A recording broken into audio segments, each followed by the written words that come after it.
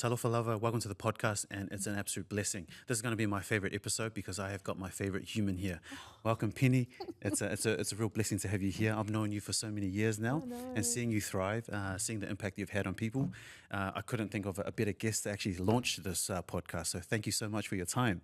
About Penny, she is one of Australia's most leading voices in human flourishing, adaptability, and future-focused leadership. As the founder and also author of Hacking Happiness is one of my favorite books as well. I actually pump so many of her quotes here, so thank you, Penny.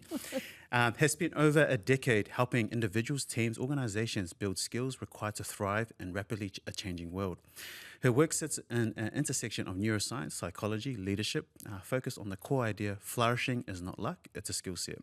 Penny has worked with global organizations, educators and leaders to redefine the success of what it looks like, moving beyond performance metrics towards meaning, adaptability, and human potential. At her core, she challenges people to rethink how they live, lead, show up, so that they don't just succeed in today's world, but they are equipped for what's next. What a human. Welcome to the show. Oh, it is an absolute honour to be here, Pam. And look, like I said before, like I've observed you for so many years, and it's just the impact that you've had on so many people, it's just been mind-blowing. And I just want to say a huge shout out to, all the people that have been in your life to bring you today. And we cannot wait to dive deeper to get to really know you. Thank you. I'm humbled. There's still a lot of work to be done, but Well, 100%. And I think that's what you just said there is actually a true defining a response of what a true leader is, because there's no ceiling. You always know that there's things that need to be done. And for people like myself who's aspiring to lead, I look up to people like yourself, and I can't thank you enough for setting the pathway for us to have a voice. And because of people like you, I feel inspired to come out of my shell and also take the mic and put you on a spotlight, but also bring others to the front as well. So thank you.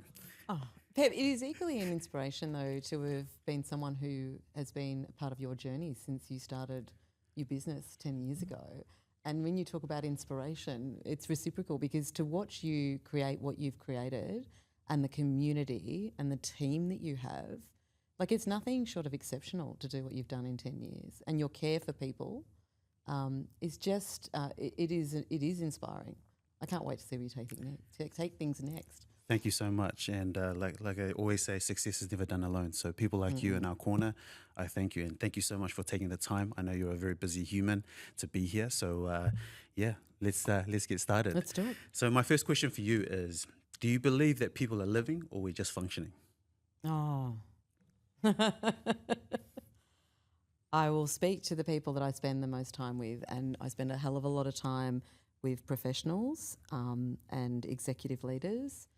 And what I observe is that most of us are surviving. Yep. And I think my theory is, from the work that I do, I've spent a lot of time in the last couple of years studying trauma and somatic healing with Dr. Gabor Mate, who's one of the leading trauma therapists in the world. Many people will be familiar with his work. And one of the things that I've learned from his work and I observe in others is that the reason people feel like they're surviving is because we're conditioned to spend so much time in our heads, which leaves us disconnected from our bodies. And part of human flourishing is actually listening to the inner voice. It's trusting your intuition, and it's spending equal time between the three brains effectively that you have. Most people over-index on the brain in their head. We have a brain in our heart and a brain in our gut.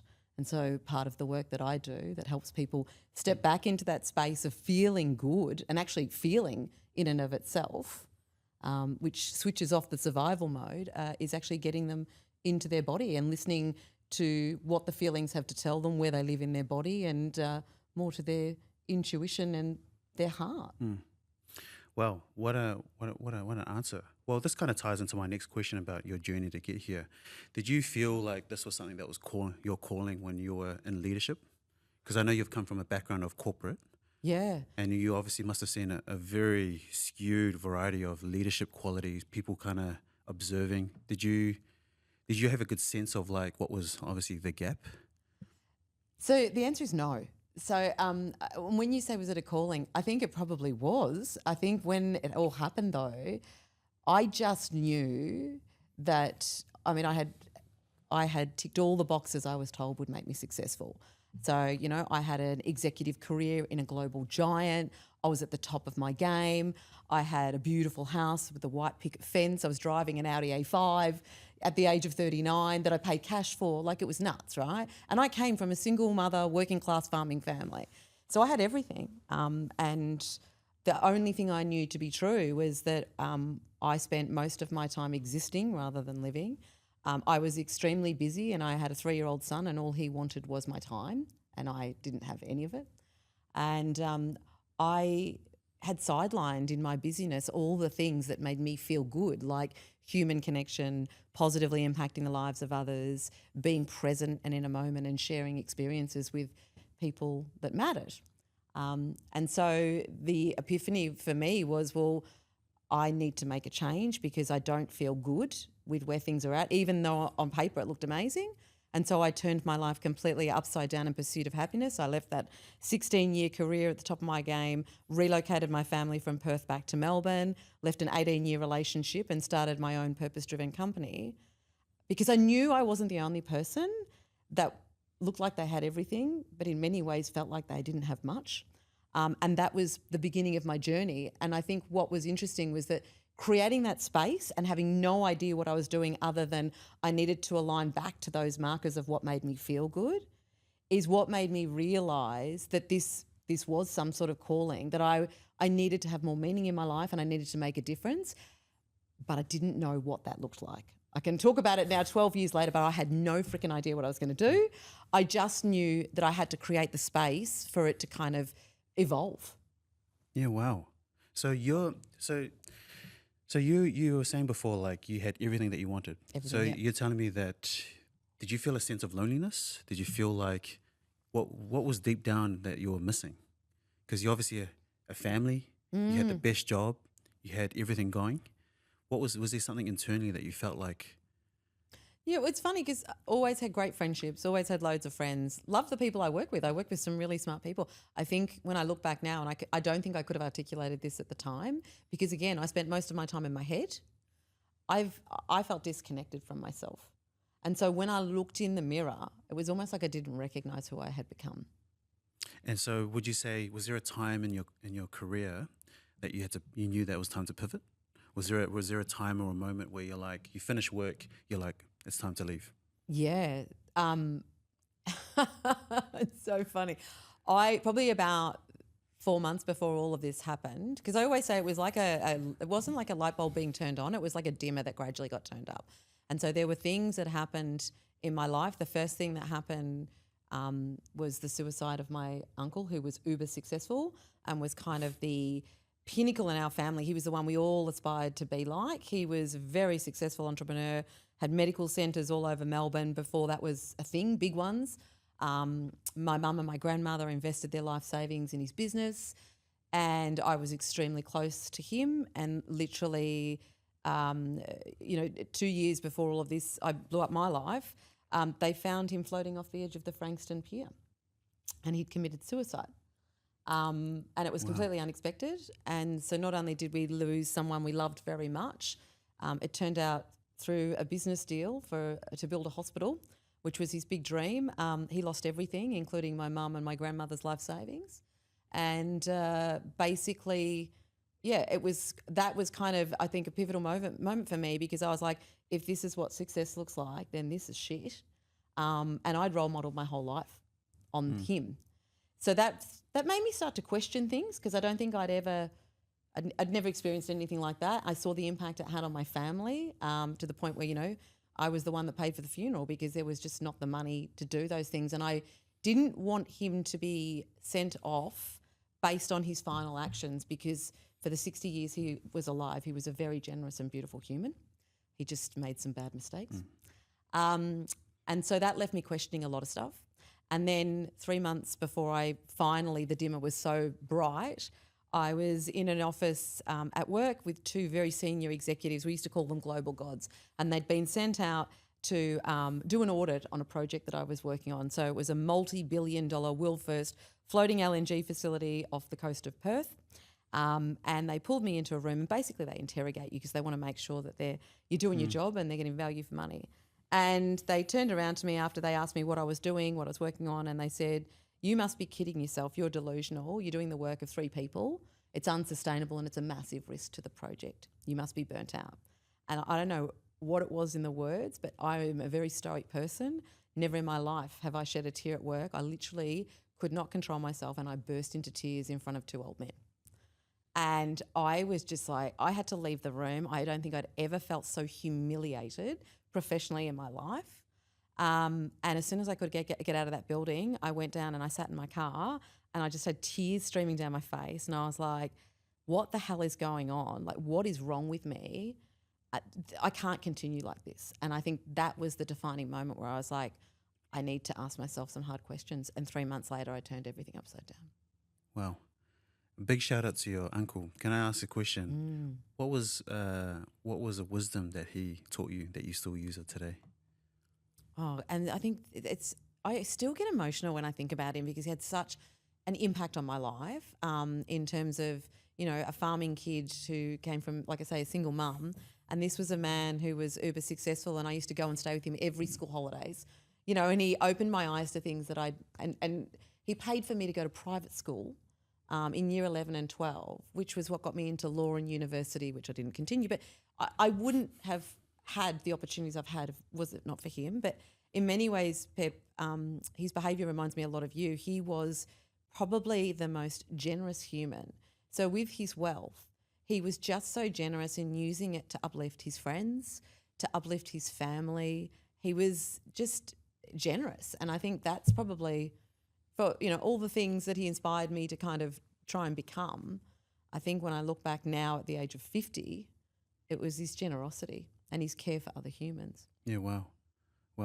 And I feel really touched that you even put me in that category. So I definitely, observing you, I definitely see that you've taken a lot of his qualities in terms of your generosity and time. So, that's just as impactful. So thank you so much. Now, would you say that moment that you experienced feeling, from these 2 guys in that room impacted by emotional, do you feel that's helped frame up who you are as a leader? That learning experience of trauma? I think there are many things that I saw in my corporate career and that I still see today that taught me more about what I don't want to be rather than what I did. Does that make sense? Yep. And I often think that, often we're like, we're told find a role model and, try and aspire to be that thing. I think there's a lot of opportunity to be learnt from the people who lead badly. You know what I mean? Yeah. Well, is there an example that you can give from a corporate? Because I actually have no idea what goes on corporate. Like I have a lot of friends who are in corporate. They live such a full-on lifestyle. But what was it to the true value in terms of what that you experienced at that top? Oh, look, I think, and don't get me wrong, like I wouldn't be where I am today. I don't begrudge what I had. But I think what happens is that the culture, like these are companies, they're not humans. So they're run by humans, but a company is not a human being. And the baseline is no matter how you cut it, they are accountable to shareholders and shareholders want money. So the motivation is money. How do we make more money? And unfortunately, the more money companies try and make, in my observation, if that is the number one motivator, the more things like compassion, care and consideration for what is in the best interests of humanity goes out the window. And I think we see that in bucket loads now, okay? But I don't know. I think what happens in these cultures, 2 things. We used to call it the golden handcuffs. They pay you a hell of a lot of money, like big corporates. And it can be, it's great for the ego, makes you feel really important. You can buy really nice things. But what I observe is for many people, it comes at a cost. And that cost is often that it drives behaviour to prioritise the things that don't fill us up humanly, which is why, I worked or interviewed over 300 women a couple of years, 2 years ago, who were executive women around sort of what their challenges were, how I could support them. And I had to refer 20% of them to GPs for burnout assessment because most of them presented in the first 5 minutes of my questioning with tears in their eyes and told me that they had a deep feeling of sadness because, again, they looked in the mirror and they didn't recognise who they'd become. Yeah, wow. Were they aware of like the context of like they were working for an organization that was very money driven versus collective growth driven? I think it's just the nature of it. I think you're aware of it. I think sometimes you try and pretend that that's not the case, because what happens is there's a lot of good people who work in these organisations. And I think it's probably the same in my observation of the politicians that I've met. I don't think people go into politics to be evil. I think what happens is they go in with the best intentions, but you get caught up in this machine, and this system. And unfortunately, the metrics that drive the system. So what gets measured gets done. Yeah. And Correct. What gets measured is profit. And so what then happens is people are like, well, I have to make more money. And often that will come. Well, I just wrote a white paper on it, compassion dies in a busy system. And what I find so interesting is all of the research I've done on the skills that are required of leaders in an AI-shaped world, which they are predominantly different from the skills that are required of leaders in the old world, are all the skills that we used to devalue with the term I hate soft skills, like presence, compassion,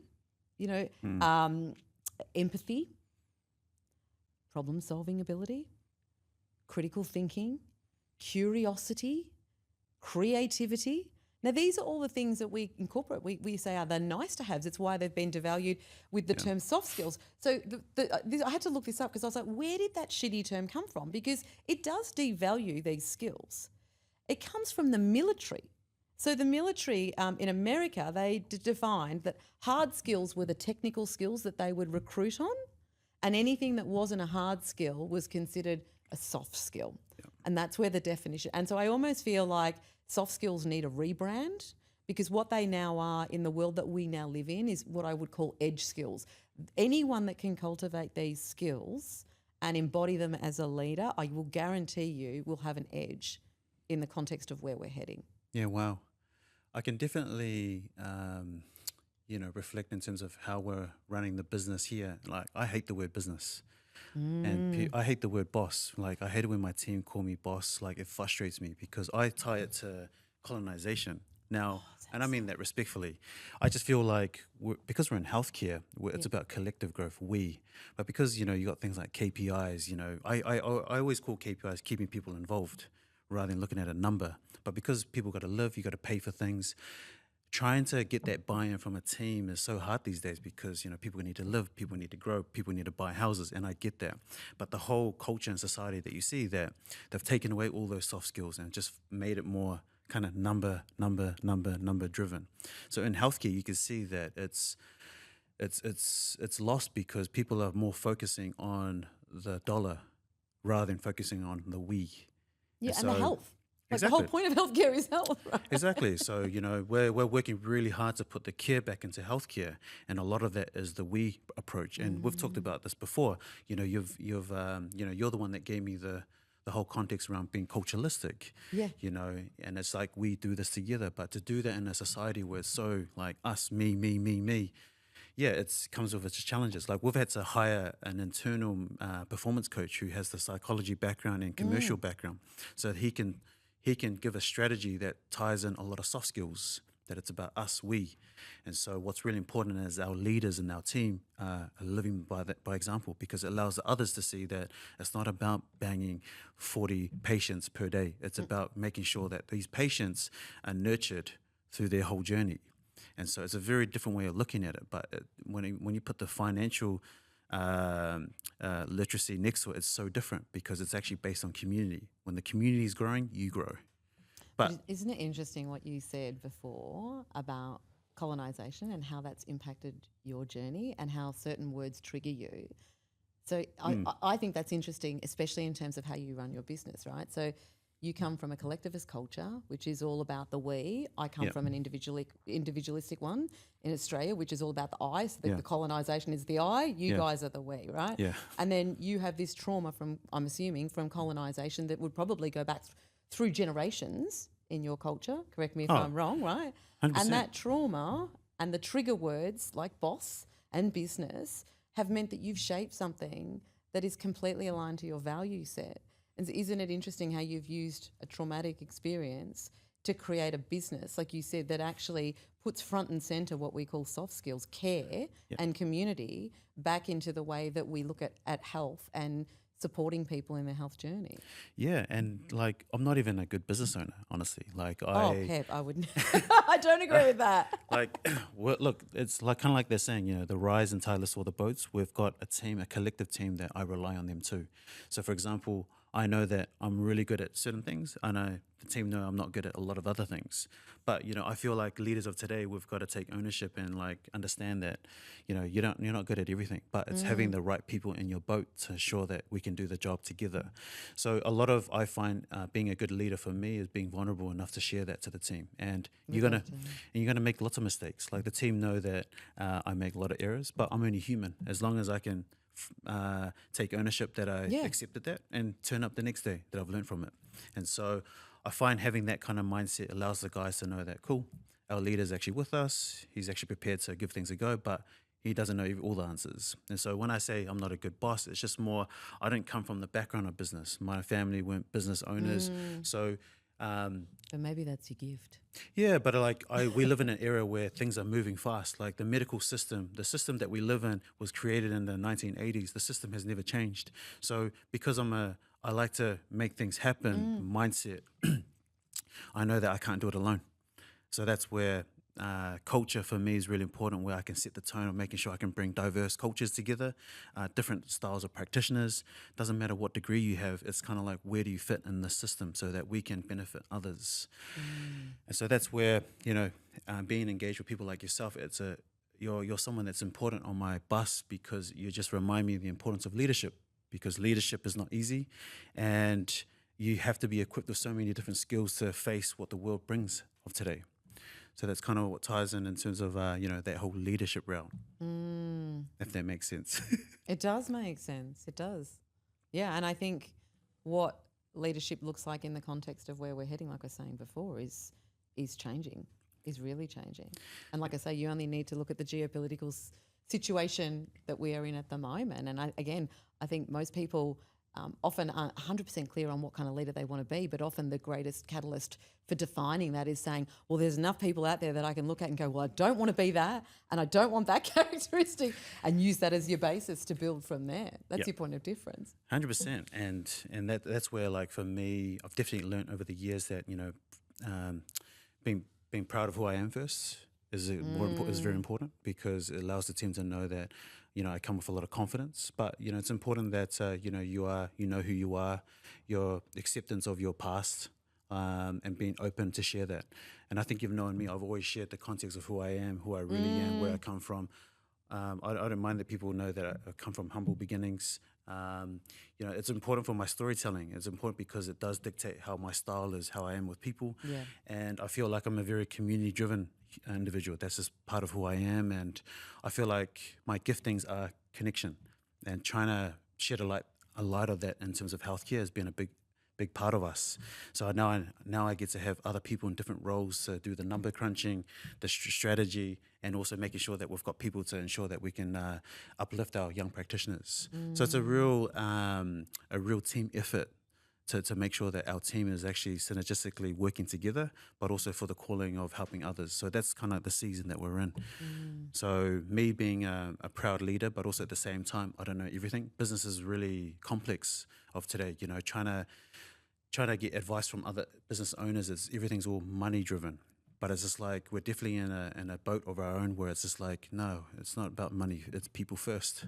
Yeah, so, and I think that's why you've had the success.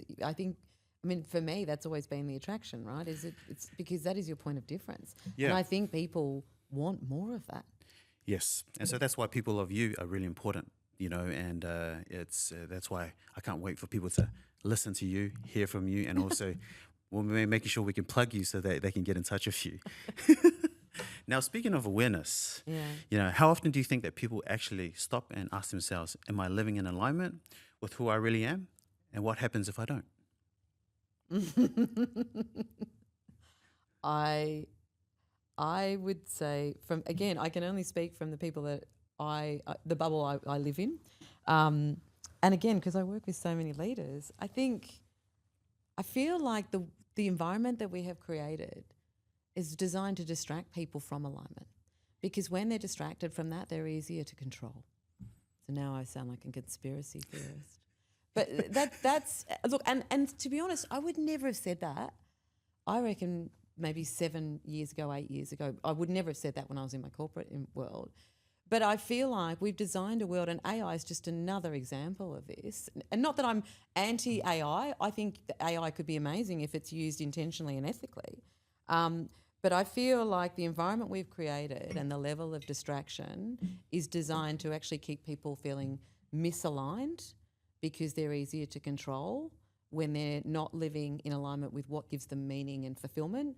Because if you think about it and you think about all the people, you know, even I think about people that work in corporate. Imagine if tomorrow they all up and went, you know what, I'm going to invest time in finding what gives me meaning and purpose, and I'm going to realign my life, which is a huge shift, to start living that.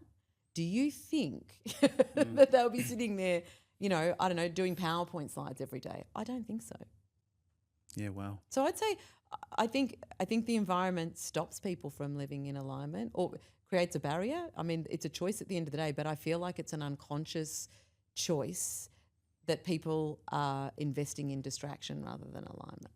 Do you find the values when you're coaching people? Do you look at how they live and then assess their values? If their values match their environment, do you find that's a good way to kind of start? We would always, because values is kind of like your inner compass, right? Or part thereof. You having some clarity on purpose and meaning.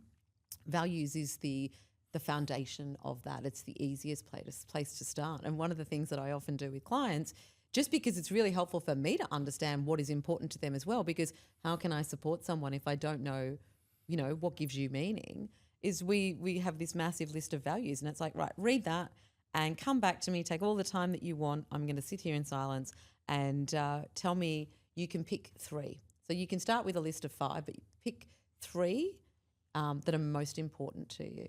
And a great example would be one of my coaching clients at the moment. And, you know, this is an amazing woman. She's got a very successful business. She's in her 30s. She's got 2 children under 3. And she is working like a machine. She's completely exhausted. She's not sleeping because she's got 2 little children, and she's an overachiever, and she's wondering what's wrong with her. And when you ask her what her values are, they're things like peace, connection, and harmony.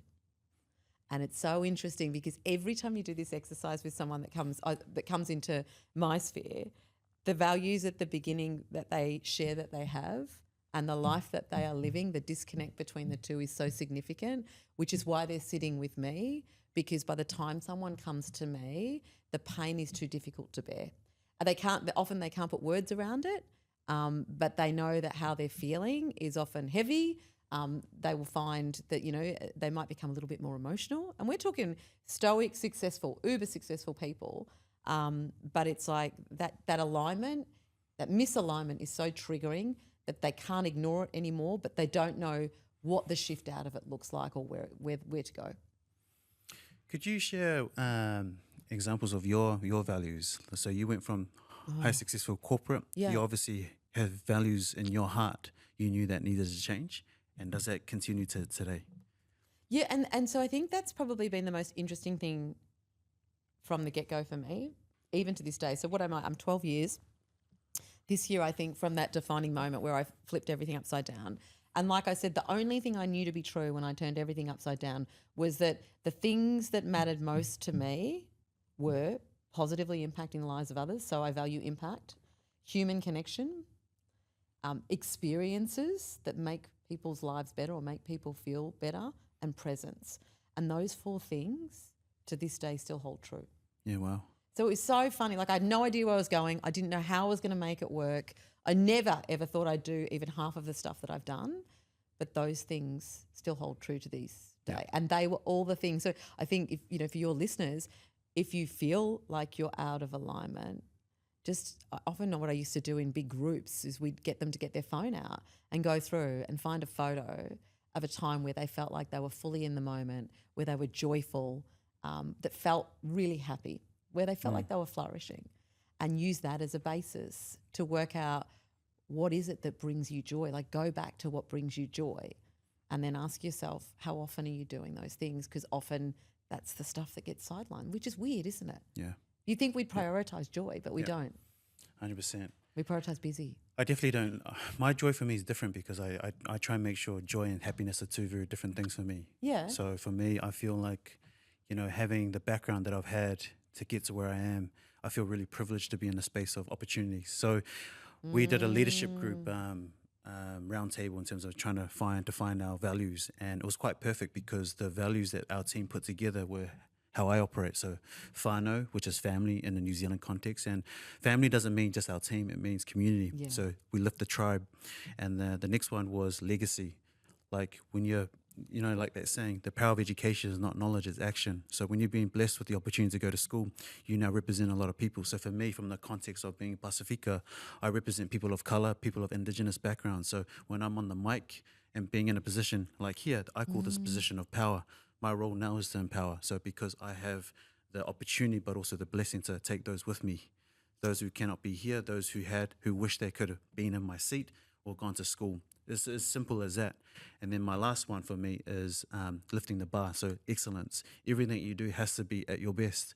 So whether you're willing to, it's just taking ownership of your behaviors rather than victimize yourself that you're poor, whatever color. It's kind of like, cool, it is what it is. Okay, take it on the chin. Let's move forward. If you can't handle that, find the right people that can nurture you. So that's kind of like how values for me have always guided my trajectory to where I'm at. So when people say, "Oh, wow, it's amazing that you've created kinematics," I don't even look at the outcome. I'm just so focused on the process of where my values are guiding me. Because for me, I feel really privileged to be in the seat that I am now. That call me a boss or whatever, I feel like really, really blessed to be in that seat. I call it the hot seat. It's kind of like I'm in a position of making sure that the rest of the team have a pathway. So for me, that's why I don't like the word boss, because for me, it has a negative connotation to leadership. But for me, it's more, I find it's a leader. My role is to make sure that I can create a pathway so that the rest of the team can see the fruits of their labor and whatever that looks like, but it has to be acts of service. Isn't it interesting how the sense of responsibility you have for the position that you're in, like in terms of back to the people who, like you say, that would have loved your position that don't have it. Again, from the difference in culture, I think it's so beautiful because I'm constantly trying to understand Indigenous culture, especially becoming a psychologist, because clearly I'm not Indigenous and it is completely different to the bubble that you're raised in. But I just think it's so beautiful. If I think of two things that you just said, one is you have this beautiful sense of, we all do, but I don't think we call it out the way you do, this sense of responsibility and the privilege. You keep saying privilege, right? So you're not from a privileged background, but you got this opportunity and you're so cognizant of the privilege because there's so many others that would have loved that privilege. Whereas there's so many of us who are white, who are privileged, who are not even cognizant of the privilege of our position. So I just think they're two really beautiful things. The fact that you honour your privilege and you use it as a catalyst for change, and you have such a strong sense of responsibility back to where you came from to actually do something with what you have, like, it's beautiful. Yeah, and honestly, that's where I feel like, it's just having gratitude. And I feel people of today You're good at that. forget to be thankful for what they have. Like, we're so focused on worrying about the things that we don't have. But it's just like, wow, why don't you just focus on what you have? Like, you've got a job, you have a family, you have people that you feel safe. Like, the whole context of want. It's quite, like, I'm shocked. Like, being in healthcare for as long as I have been, it's just kind of like I'm seeing the same thing. And it's just like people are just not thankful enough for what they have. And like, you look at like what the world is going through, it's just like, wow. Like, you live in Australia, this is like the most blessing of a country. Like, I've come from New Zealand. We're like Mexicans that come over here. It's like, respectfully, I've got a lot of Mexican mates, but we make the most of it here because we don't get this back home. If I was to work in my industry, I've got to go back to rugby because that's where the opportunities are. But here, you've got volume. You've got models here where you can actually put up your hand and go, cool, you know what? Let's get my hands dirty and actually go to work and actually create a lifestyle that can impact the generations. So it's just the context of like understanding your environment. So yeah, this is where the whole values ties in. People forget that. Just a simple thing of just being thankful for a safe country where it's not war torn. And it's so interesting because the science backs you up 100-fold on your gratitude practice, right? And I'm sure you find, well, even if you don't innately know it, it's what would continue to motivate you and propel you. There's this beautiful practice that's empirically proven that was created by Martin Seligman and his team. And Martin Seligman was the forefather of positive psychology. And they have done it now with, God knows, over 1 million people around the world and studied it. And they found that if you do this practice for 1 week, it will make you happier for up to 6 months, like happier. Right? Yeah, wow. And so and I do it every night, right? I swear by it. And because I always think that so often, and this just churns the hamster wheel faster, we get to the end of the day and we focus on all the things that we didn't do, not the things we did do.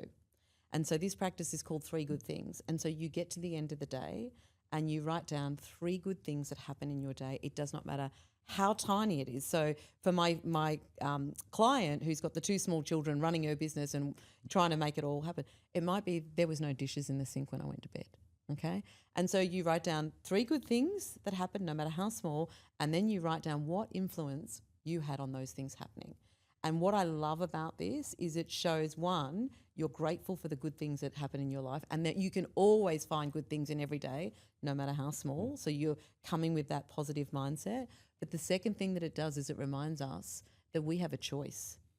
We have a choice in every situation. And often that choice in terms of the good things is as simple as I showed up for myself or I showed up for someone else, right? And so it puts the agency back in your hands, that you get to choose how you feel at the end of the day. Yep. Yeah. And that ties into leadership. Like you can actually, everyone is a leader, but it's just how you wake up in the morning and go, cool, what I decide to do. Yeah, well, that's the other thing I love. I remember there's an amazing, he's probably one of the top behavioural scientists out of Stanford, and he's got the most ridiculous name. His name is BJ Fogg. And he created a book, before they did Atomic Habits, he created a book called Tiny Habits. And this guy is renowned, right? And the Tiny Habits book is brilliant because it breaks down habits, because you are the habits, you basically are the habits that you have. And one of the things that he did, and it was a massive study, before your feet hit the ground when you wake each morning, and this is something I write in my journal each morning when I get up, before your feet hit the ground, you say to yourself, today is going to be a great day. And what they found from doing this, just getting people to say that before their feet even hit the ground, is that 9 times out of 10 the day is great, because it's the mindset at which you step into the day. Now, if you don't do that and you wake up and the first thing you do is open your phone and start scrolling or go into emails, basically immediately you're giving your attention, and your day to somebody else. So think about 2 options. It's cool that you said that, because my wife and I, we have a routine.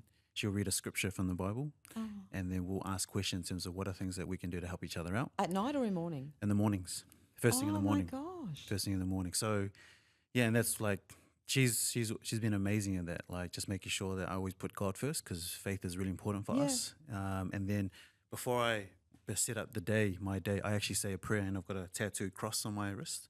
I always touch my cross before every patient, and just to say thank you for this opportunity, and then I'll finish it with showtime. Oh, I love that. But again, and this is what I say this to clients all the time, like I think it's whether it's your spirituality, like flourishing in life looks different for each and every one of us, right? It's not a fixed thing. I think the most important thing is finding what it is for you, and then finding ways like you've just talked about, and the things that I kind of do. It's like, what are the practices, the micro practices that you can inject into each day that help you align with that definition of flourishing? So speaking of flourishing, now that you've got the tools now, do you wish you had these skills when you were in corporate? I couldn't have got there. So I don't know. I always feel like hindsight's a wonderful thing. Yeah. Do I wish I had the skills? No, because I don't begrudge the journey. I feel like the journey has to be what it is. Do you know what I mean? Before we even turned the mics on, we were talking. I mean, who was it? Not Buddha. Oh gosh, what's his name? The Dalai Lama. Isn't it he who says, that to be human is to suffer?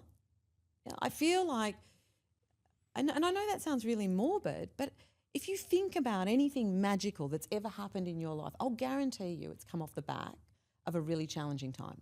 The greatest lessons that you've learnt Yeah, the biggest shifts in your life, the bravest things you've ever done, they've come off the back of struggle. And so do I wish I knew all of this back then? No, because I don't think I could have, because I needed to go through the struggle to get to where I am. That's how I look at it. Yeah, no, I love it. If you were to go back into that seat that you had originally Yeah. with the skills that you have, what would be one thing you would change from a leadership? I would change the way organisations measure success.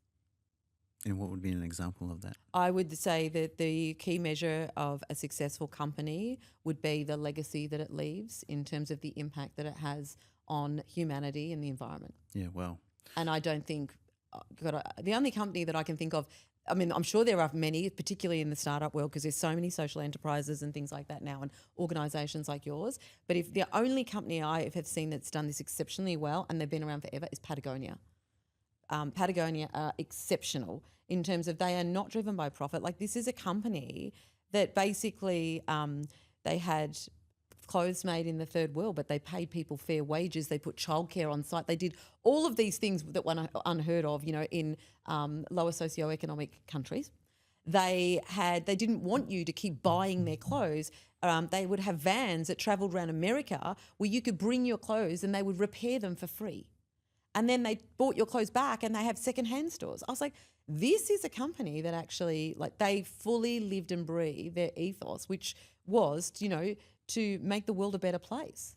so they're very legacy driven. Without a doubt, Yep. long term. And I don't think long-term thinking is the most underrated and underused thing in business these days, because everything is moving so fast that the decisions have to be fast, and human decision-making ability does not move at the speed at which we're moving.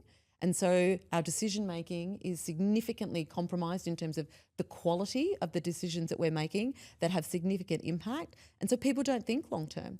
You only need to look at what's happening in the world around us, because if we were thinking long-term, there's no way some of the things that are happening now would be happening. Speaking of legacy, what do you think of the saying, legacy prints money? Do you believe in that? So I would say legacy that is focused on positively impacting humanity, I would say is a license to print money. Yeah. I think there's plenty of people that leave legacy that are pretty crappy legacy. And they may have still made a lot of money. Because there's a saying that goes, when you're legacy driven, you print money, and there's a big difference. No, I love that. Well, my next point is about redefining success. If we were to strip away money, status, external validation, how would we know if we're actually doing well in life? So stripped away money, status, and external validation. I think that the way we would know we were doing well would be that the mental health crisis that we have would not exist. I definitely back you on that one. Yeah, Yep. that's what I would say. I think it's so interesting that you talk about privilege. Like you say, we live in Australia, that the most privileged countries in the world now have the highest rate of mental health issues that we have ever seen in history, right? And I'll never forget, in 2019, I took my son, who was 8 at the time, and my partner, and we went trekking through the Himalayas in Nepal. And we had this beautiful guide, and his name, ironically, was Joy. Yeah. And he said to me, when we arrived, we were talking, and I was talking to him about busy and how the world where we live is busy. And he looked at me, and I mean, his English was perfectly good. And he said, help me understand busy. And I was saying to him, people just don't stop. They're just caught up in the motions, and they're working all the time, and they don't spend as much time with family as they'd like to, and things like that. And he said, in Nepal, we don't have a word for that. And what blew me away as we went through the mountains in the Himalayas was people had nothing, but they were happy. And the mental health crisis that we have, I'm not saying that there's not suffering and challenge there, but there is a lot of joy, even though they don't have much. And I feel like the more we have, the more we seem to strip the joy out of life, the more we compare ourselves to other people, and the more the hamster wheel spins faster. And a busy mind will go to anxiety. It's only a matter of time. And that's Yeah, I definitely can see on that. I was just going to ask you a question about, do you find the impact of social media, do you find that they accelerated that? And without a doubt. But again, I'm very in the AI space at the moment just because I'm just fascinated from a psychological perspective and also a behavioural perspective. I think what AI is going to do is going to make what social media did look like a blip.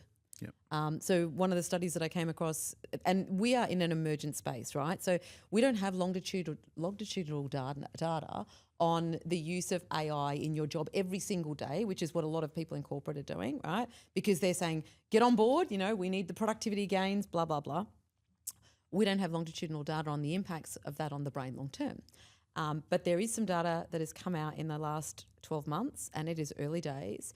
And a study that I saw 2 weeks ago, basically they looked at a group of people, it was about 600 people over 6 months using AI every single day. And what they found was because it makes life and things so easy, and because people are being pushed to go faster, the significance of what we call cognitive offloading. So what that basically is outsourcing your thinking to the machine. So people would outsource more and more of their thinking. So rather than work out what they think first, they just put it in the machine and say, give me an answer. And so the cost of that in 6 months of AI use was a 17.5% decline in people's ability to solve problems and a 22% decline in memory retention of information. Now, those numbers are massive, and we're only talking 6 months.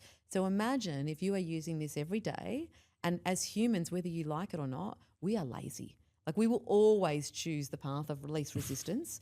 And when we're under pressure at work to be quicker because the world is moving faster, you'll just push more of that thinking into the machine because the machine produces the results.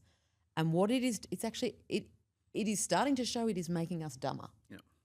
And so you talk about leadership. I'm very curious about this in the context of leadership, right? Because a lot of these companies are cutting their workforce significantly. So they're keeping their core leadership that they need to run these companies that are supposed to be, making millions and billions of dollars. At the same time, by pushing them to use AI in the way that they're using it at the moment, they're actually dumbing down the resources that they need the most. And no one's talking about it. It's a term and it's called brain rot.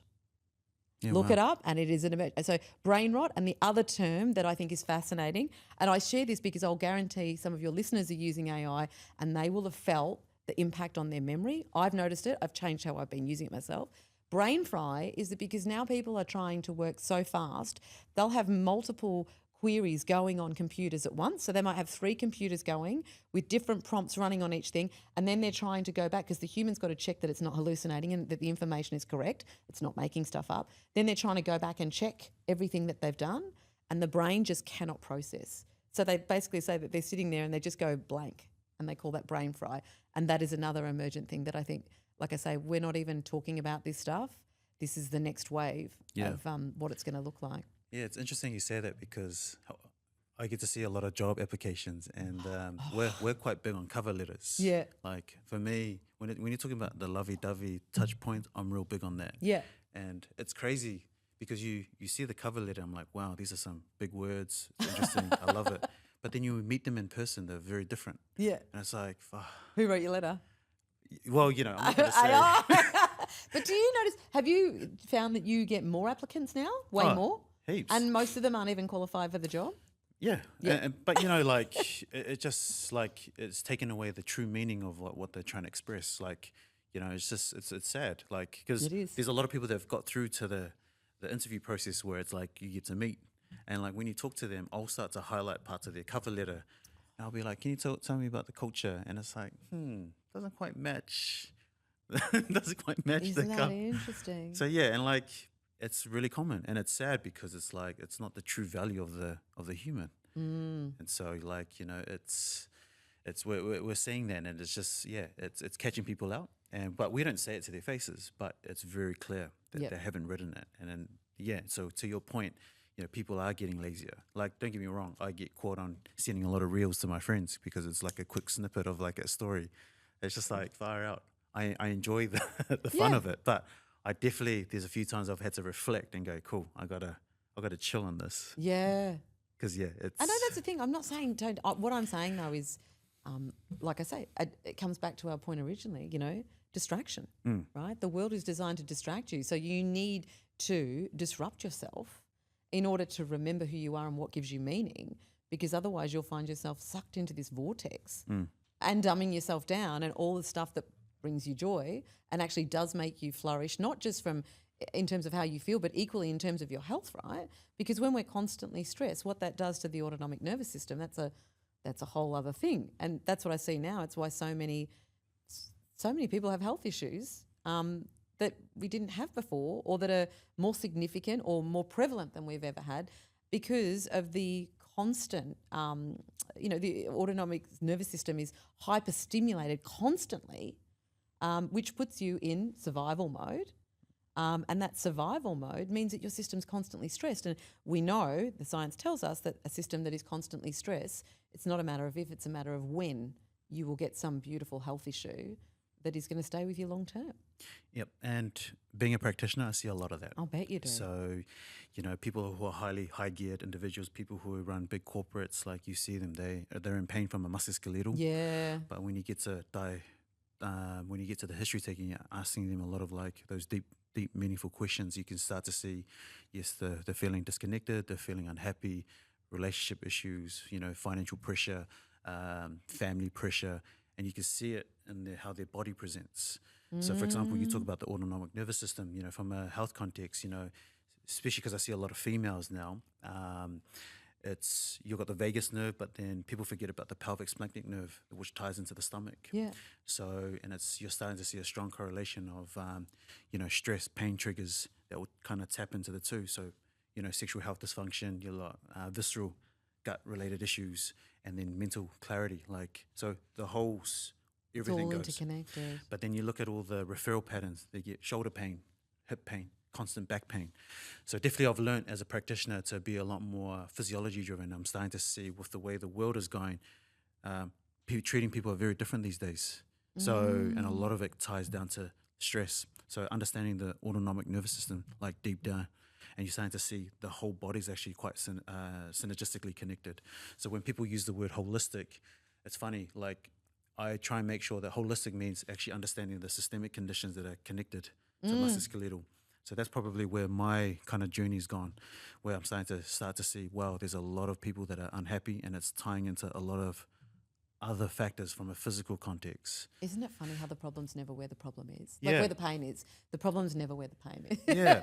So that's where your space is interesting, because it's we definitely need to merge, because from us seeing people from a physical context, that actually it's the mindset is actually not there. And so I definitely feel there's a space where people like you, we need to do a lot more work from a healthcare to make sure that people like us were asking proper questions, making sure that we're more in depth in our history taking. So that way it dictates the style of how we assess them physically, because someone with back pain, it actually could be more exacerbated by high stress cortisol levels. It could be gut and mindset that are not in the right position. Yeah. So it's just things like that, being a lot more open-minded, rather than looking at, a back pain and doing all the back pain evidence. stuff. Yeah. Exactly. So that's where practitioners need to be a little bit more open-minded now, because you're starting to see different conditions now, very different. It's why I went and studied trauma. So I've been studying psychology for the last 6 years. I'm in my final year to become, a psych at the age of 50, which some people might say is insane. And it's after doing that amount of study, would you believe, studying psychology, you don't do one subject on trauma? And it's fascinating to me, because 4 years in, every client that sat across from me from a coaching perspective had some degree, I could see, of trauma. And what happens with trauma, trauma is not what happens to you, it's what happens inside of you. So it creates a physiological imprint. And what happens is that imprint, when you're triggered in the everyday, and it might be something that is totally unrelated to what happened in that traumatic event, if it makes you feel the same way, it takes you back. And what happens is your behaviour, which is often the behaviour you had as a child, which is not evolved, right? It kicks back in and it presents in the moment. And you sit there and you're like, why the hell did I just do what I did, right? And it's the autonomic nervous system trying to keep you safe, and it takes you back to that maladaptive behaviour. So I went and studied with the top trauma therapist in the world, because I was like, if I don't understand this, and that's how I came to understand the autonomic nervous system and how that is impacted by, not just when I say trauma, not big T trauma, but the little t traumas that so for me, that's my parents' divorce, for example, how that still impacts us to this day if we don't have the ability to understand what happens inside of us and the stress that can create in terms of, I've now got Crohn's disease from my trauma, which I didn't even know there was a link to, that there is thanks to my studies. So as you say, being more open-minded and going in different directions to better understand what is the real root cause of this problem, because otherwise all we're doing, whether it's me working with mindset or you working with the body, we're just treating symptoms. Yeah, yeah. Well, we're obviously pushed for time here, and I could talk to you all day. Like, you're such an amazing speaker. And while I've got you, in terms of because we're talking about trauma, I want to shift the subject to flourish. Now, that's such a key word for you. Can you give us an idea in terms of what flourish looks like for us? Yeah. Well, flourishing is a psychological term, and it's funny because I use it all the time, but I think people would define, to flourish is to live a fulfilled and meaningful life, okay? And so if I put it in its simplest terms, it's not skipping down the streets and painting rainbows on the back of a unicorn every day. I mean, that's, but that's, but it's not about being happy every minute of every day. It is about finding, meaning and fulfillment in your life, having a small group of deep human connections, people that you talk about that are, on your bus. And it's basically looking at, like I said, these micro practices that you can bring into every day that enable you to reground back to that. That's how I kind of, we say happiness is not a goal or an end state. It's a way of being. And I think flourishing is about, it's like you said at the start, it's alignment. It's about choosing what matters to you. So I wouldn't sit here and define flourishing because I think, like I said, it looks different for each and every one of us, but it's having a fulfilled and meaningful life, and it's equally having the support and the resources that you need to be able to navigate the hard stuff. Because what I found fascinating when I wrote the book years ago was that the people who are happiest in the world, and who flourish most are those who are emo-diverse.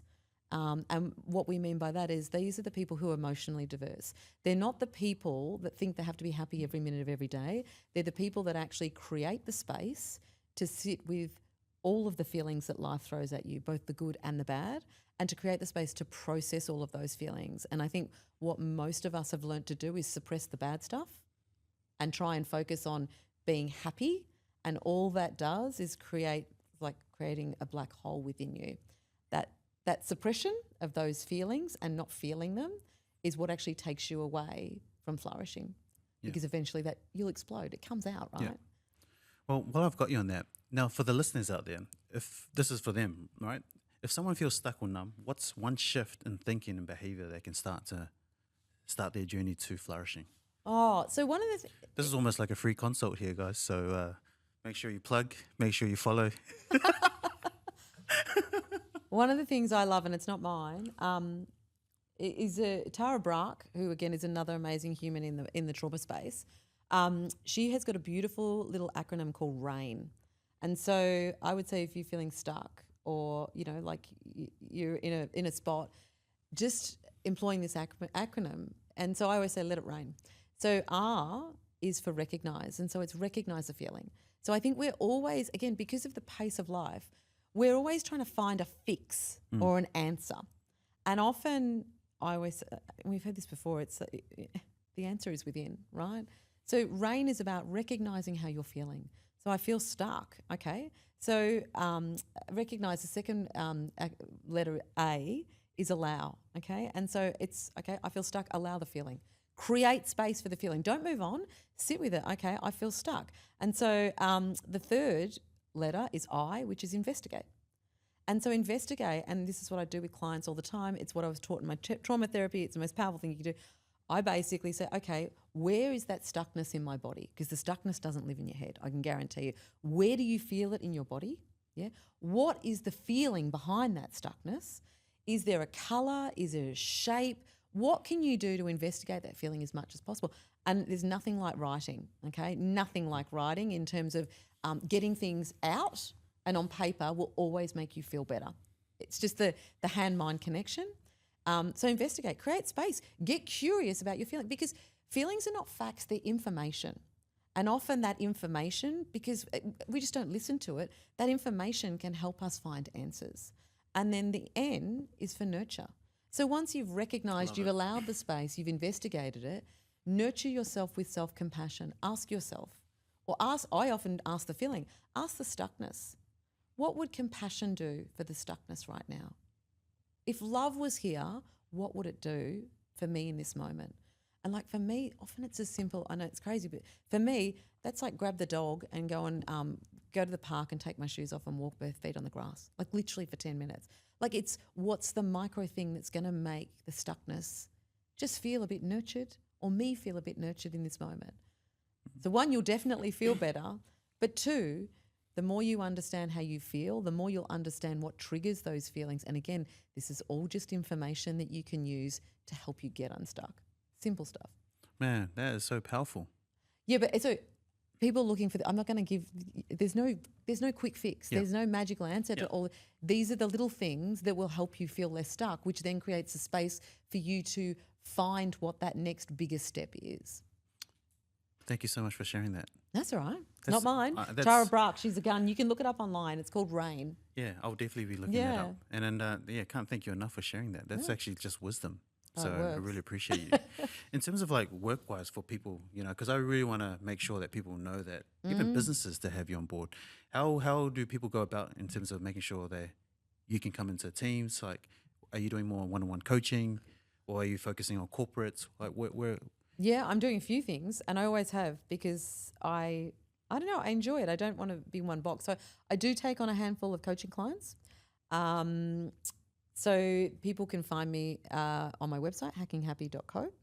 I do a lot of facilitation in corporates. Predominantly now what we're doing is working at the intersection of intentional AI, so helping leaders use artificial intelligence to actually explore some of this stuff that we've been talking about and become better leaders and actually become more human in the way that they lead and spend more time connecting with their people, which sounds like an oxymoron, but trust me, the stuff that we've developed in that space is really interesting. So I've partnered with a company called Grin Labs out of Silicon Valley, and we're starting to pilot with some corporates in that space.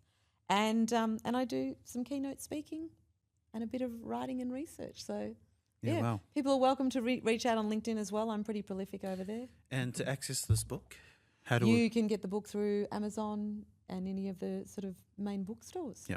I definitely recommend it. Like, this is something that you blessed me with this book a few years ago. And, I wrote that book. I'll never forget. I wrote that book in 2019. They gave me 3 months to write it. And literally the day I did the final edit was 3 days before we went into the first lockdown in Melbourne. I'll never forget that. I'll never forget that. I think that's when you came in and dropped me a book. Yeah, and then we went into lockdown. Now, Penny, to end this, I'm going to ask you a quick 5 questions. Yeah. These can be short answers. It just gives us a bit of a macro view of, how you perceive or your perspective on these keywords, phrases. But they're pretty easy. If there's anything that you don't like, just don't answer. Okay. But they're pretty easy. Now, how should flourishing feel like? A warm hug. Sorry? A warm hug. A warm hug. Love it. Most people are chasing? Money. Correct. What people actually need? Compassion. Compassion. Amen. One thing we avoid? Each other. A belief you have changed your mind on?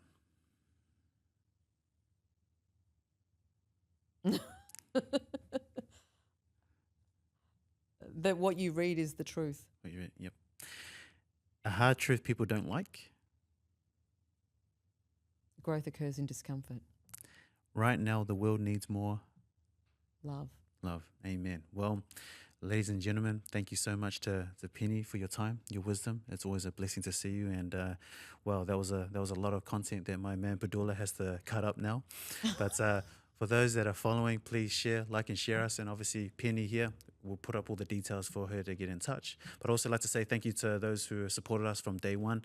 I'd like to make a big shout out to Padula for always making sure that we have a platform and an environment like we have today. So thank you for following us. And Penny, thank you so much for your time. It's been a gift. Thank you.